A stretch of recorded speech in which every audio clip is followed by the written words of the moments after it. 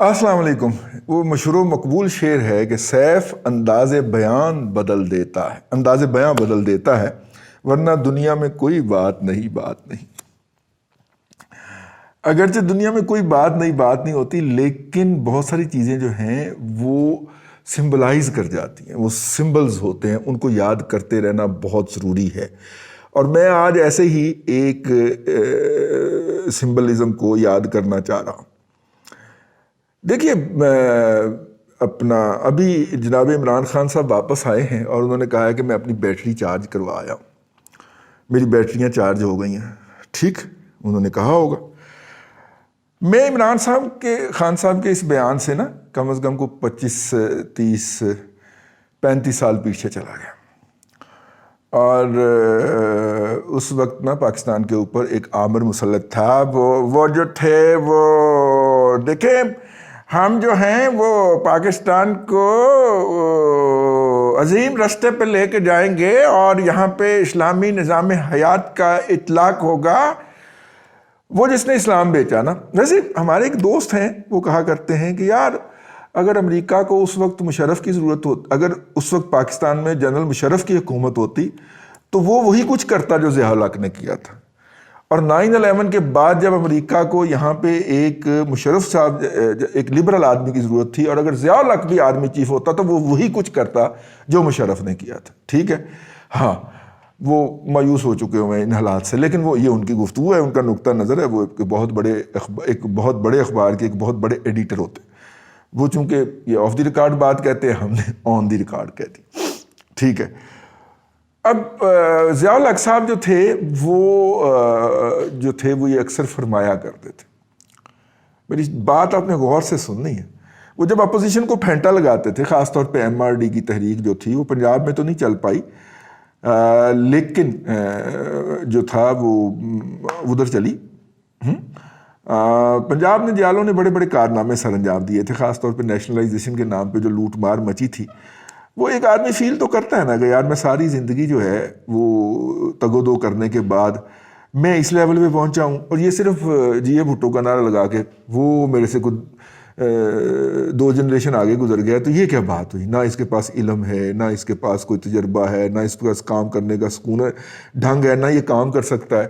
وہ ہر حوالے سے، ہر دنیاوی حوالے سے میرے سے آگے گزر گیا کیونکہ وہ جی اے بھٹو کا نعرہ لگاتا ہے۔ تو یہ والی محبتیں جو تھیں وہ پیپلز پارٹی نے بہت بوئی تھیں بھٹو صاحب کے دور کے اندر پنجاب میں، تو لہٰذا پھر MRD کی تحریک جو تھی وہ پنجاب میں نہیں چل سکی۔ لیکن یہ بات ذہن میں رکھی جائے کہ جتنے بھی لوگوں نے خود سوزی کی یا خود سوزی کی کوشش کی، وہ یا تو پنڈی کے اندر ہوئی یا لاہور کے اندر ہوئی، لاڑکانہ کے اندر نہیں ہوئی، کراچی کے اندر نہیں ہوئی۔ یہ بات ذہن میں رکھی جائے۔ لیکن یہاں پہ MRD کی تحریک باوجود نہیں چلی، اس کی بہت ساری مباحث ہو سکتی۔ تو ضیاء الحق صاحب نے جب MRD کی تحریک کا پوری طرح رگڑا نکال لیا تو پھر وہ بڑے فخریہ انداز کے اندر نا، مجھے یاد ہے رانی بی بی جو ہیں بینظیر بھٹو صاحبہ، وہ ان کو بینڈ ماسٹر کہا کرتی تھی۔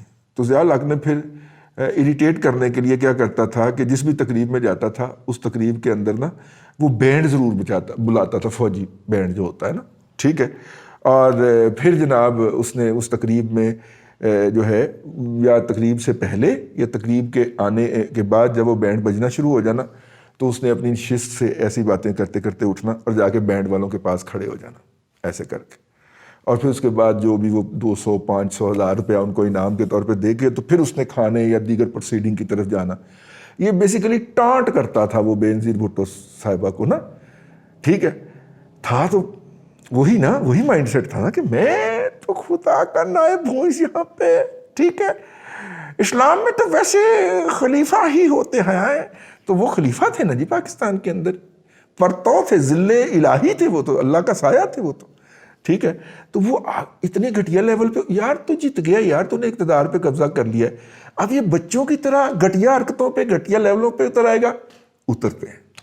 ذاتی تجربے کی بنیاد پہ بتا رہا ہوں کہ اتنے کے نیچے لیول پہ اترتے ہیں کہ آپ کا تصور ہو سکتا ہے۔ خیر، وہ تو انہوں نے جب MRD کو، میں دوبارہ MRD کی طرف آ رہا ہوں، MRD کو جب رگڑا لگا لیا تو انہوں نے کہا کہ، اور پھر وہ بڑے خوش تھے اور پھر آئے اور انہوں نے وہاں پہ جرنلسٹوں سے گپ شپ کرتے ہوئے ایک اعلان کیا تھا، اور وہ اعلان یہ تھا کہ دیکھیے میں جب بھی ڈاؤن ہوتا ہوں تو میں وہاں پہ جاتا ہوں اور اپنی بیٹری چارج کروا کے آ جاتا ہوں.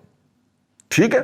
اس کے اوپر جاوید اقبال صاحب ہیں، اللہ ان کو صحت دے، ہم بڑے ہوتے جا رہے ہیں، وہ چھوٹے ہوتے جا رہے ہیں. جاوید اقبال کارٹونسٹ اپنے بڑے کمال کی شخصیت ہے اور بڑی کمال کی محفل ہے لاہور کے اندر. اگر آپ نے کسی شستہ نفیس پڑھے لکھے شخص کی محفل کو انجوائے کرنا ہے نا تو جاوید اقبال صاحب بہترین محفل ہے. لاہوری چسکا اس کے اندر، جگت ہے ہلکی پھلکی جس سے آپ ہرٹ نہ فیل کریں. ٹھیک ہے. ہلکی سی چگلی بھی ہے. ٹھیک ہے. اور جناب بہترین ٹیسٹ ملے گا آپ کو ان کے ہاں بیٹھ کے، آپ انجوائے کریں گے. یہ وہ محفلیں ہیں، یہ وہ لوگ ہیں اور بہت کم رہ گئے کہ جن کی محفل میں بیٹھ کے آپ انجوائے کرتے ہیں. ٹھیک. ان کی گفتگو کو بھی اور پھر اس گفتگو میں اپنا حصہ بھی ڈالتے ہیں. تو خیر جاوید اقبال صاحب نے اس کے اوپر ایک کارٹون بھی بنا دیا، مجھے بڑی اچھی طرح یاد ہے. اب اس کے بعد پھر بیٹری ان کی اتنی کی چارج ہو گئی کہ بہت سارے جو ان کے ارد گرد لوگ جو تھے، ہمیں کیا پتا جی، ان کو مسائل پیدا ہو گئے. تو پھر کہتے ہیں حنیف صاحب، کہتے ہیں محمد حنیف صاحب BBC والے ہیں، ڈاکخانہ اکاڑا تحصیل پتہ نہیں کہڑی تحصیل خاص، انہوں نے کتاب میں لکھا ہے ایکسپلوڈنگ مینگوز کے اندر کہ پھر انہیں آم کھلائے گئے. آج کل ہمارے جو دوست ہیں، میرے محبی ہیں، بہت پیارے عزیز، آج کل سب سے قریبی ویسے وہی ہیں، سید عمران شفقت زنجانی صاحب فرماتے ہیں کہ عمران خان صاحب آم نہیں کھانے، آم نہیں کھانے. ٹھیک ہے. تو وہ پھر ان کو آم کھلا دیے گا. آم کھلانے کے لیے وہ جو پیٹیاں رکھی گئی تھی، کہا یہی جاتا ہے، اگرچہ بہت سارے لوگ اس تھیم سے، اس تھیری سے ڈفر کرتے ہیں کہ نہیں، آموں کے اندر سے وہ دھماکہ خیز مواد نہیں نکلا تھا. C-130 دنیا کا محفوظ ترین جہاز سمجھا جاتا. ٹھیک ہے. انہوں راکٹ لگ بھی جائے تو پھر بھی لینڈ کر جاتا جائے، اس کو راکٹ لگ بھی جائے وہ پھر بھی لینڈ کر جاتا ہے. میرا خیال مشکل سے 0.5 کلومیٹر کی رن وے اس کو مل جائے تو ٹیک آف کر جاتا ہے. بہت ہی محفوظ جہاز ہے C-130 دنیا کا. ٹھیک. اور C-130 جو تھا وہ جو اس کے حالات تھے وہ اندر سے نہ پھٹا ہو تو وہ نہیں تباہ ہو سکتا تھا جس طرح وہ تباہ ہوا. تو پھر انہوں نے آم کھوائے نا جی. اب جیسے ہی موصوف جناب عمران خان، احمد خان نیازی، ٹھیک ہے، دعویٰ وہ کرتے ہیں کہ وہ میاں والی سے ہیں لیکن جلندری پٹھان ہے، جلندر کے مہاجر پٹھان ہے. تو عمران احمد خان نیازی نے جب سے یہ کہا ہے کہ میری بیٹری چارج ہو گئی ہے سعودی عرب دے وزٹ تو میرا ٹوٹرو کانپ رہا ہے. ٹھیک ہے. ٹوٹرو کا مطلب ہے کہ آپ کا انر سائڈ کانپنا شروع ہو جائے. میرا ٹوٹرو کانپ رہا ہے، اور کیونکہ بیٹری چارج ہونے کے بعد پھر آم کھانے جاتا ہے بندہ. ٹھیک ہے. اور اس وقت یہ بھی ہوتا ہے کہ جب آپ لائبلٹی بن چکے ہوں اپنے کولیگز کے لیے، جو آپ کو انسٹال کرنے والے ہوتے ہیں، آپ ان کے لیے لائبلٹی بن جائیں تو پھر آپ کو آم کھلائے جا سکتے ہیں. تو جب سے انہوں نے کہا ہے کہ میں بیٹری چارج کروایا ہوں تو مجھے یہ بات یاد آ گئی ہے اور میں شدید تشویش میں مبتلا ہوں. اللہ تعالیٰ کرے عمران خان صاحب کو اللہ تعالیٰ قائم دائم رکھے، سلامت رکھے. ابھی تو انہوں نے جو بہت سارے بیج بوئے ہیں ان کا پھل کھانا ہے انہوں نے. ابھی تو انہوں نے بہت بڑی ایک جو نسل تیار کی ہے، اس نسل نے ان کے وہ ایسے ہی ان کی قبر کے اوپر آ کے وہ باتیں کرے، وہ فزیکلی سن کے بھی جائیں اس نسل سے وہ والی گفتگو. تو اس نسل نے تو ان کو بھگتانا ہے ابھی. تو اگر وہ آم کھا گئے تو وہ تو سمجھیں کہ آپ ریلیز ہو گئے. تو اس لیے ہماری تو دعا ہے کہ اللہ تعالیٰ ان کو زندہ سلامت رکھے، ان کی صحت دراز کرے، وہ اپنے تمام تر جو اقدامات ہیں ان کے نتائج دیکھنے کے لیے زندہ رہیں. تو بہرحال ایکسپلوڈنگ مینگو سے یاد آیا کہ ان کی بھی بیٹری چارج ہو گئی ہے، اور بیٹری چارج ہونے کا مطلب جو ہے وہ میں نے آپ کو سمجھانے کی کوشش کی ہے، وہ جو ہے. ٹھیک ہے. خواجہ آصف صاحب کو بھی کبھی کبھی یاد کر لیا کریں. آپ جو ہیں وہ جاوید لطیف صاحب کی محبت میں خواجہ صاحب کو بھول ہی گئے ہیں یار.